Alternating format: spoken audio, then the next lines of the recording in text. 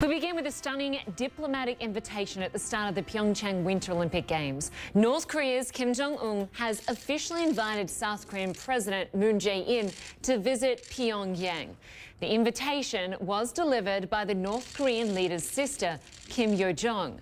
Both attended the first match of the unified Korean women's hockey team against Switzerland, where the Switzerland team won. Well, CNN's Will Ripleu joins us live from Pyeongchang, South Korea, with the very latest. And Will, you broke this story about this historic diplomatic breakthrough. Explain what you found out.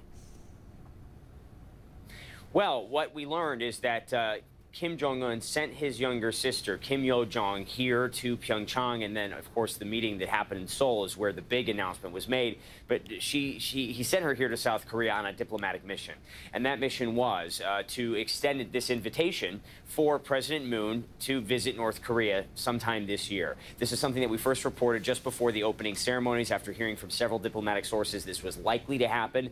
The timing for the North Koreans is critical. Sanctions are starting to kick in. The United States just announced this week even more sanctions. And it's at a time when the United States is calling on South Korea to disengage from North Korea completely after the Olympics, saying that simply this was a charm offensive, symbolic, nothing real behind it, and the U.S. wanted South Korea to just disengage, put pressure on Pyongyang, and continue with this policy of maximum pressure and engagement. But President Moon is leaning obviously much more towards the engagement side of things. He agreed in principle to make this visit. Now, clearly, Washington, being the most important ally of South Korea, is going to have something to say about this. And President Moon has indicated that he would be willing to go to North Korea, but certain conditions would have to be met.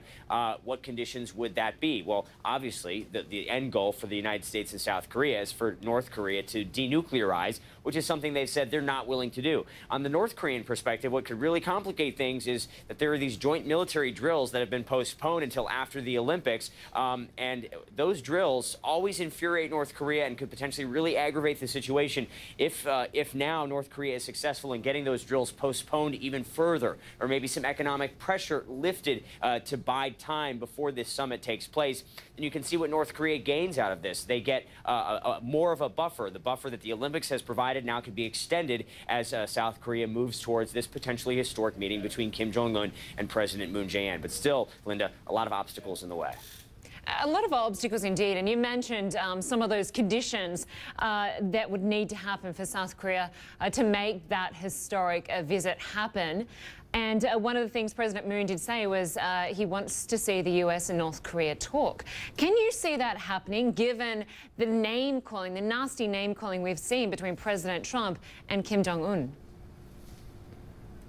It seems very unlikely at this point that there are going to be many meaningful discussions happening between North Korea and the United States, considering the fact that the vice president was here in South Korea. He did not shake hands with the North Korean delegation, and that was a choice. He actually changed his seats at the opening ceremony to sit farther away to avoid the optics of being too close to the North Koreans. He missed a dinner which was being held with the North Koreans in attendance, although that was because he had a previously scheduled commitment. But nonetheless, he was accused, the vice president was accused in North Korean state media of not honoring the spirit of the Olympics, and in fact trying to poison the spirit of the Olympics. And not to mention the fact that he announced in Tokyo a few days ago a new round of sanctions that the U.S. is going to implement.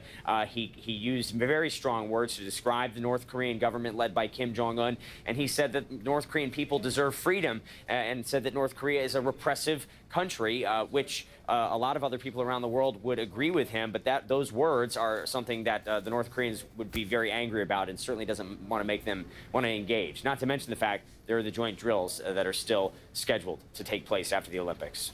That's right. A lot to stay across there. Will Ripleu for us in Pyeongchang. Good to have you with us. Thanks so much.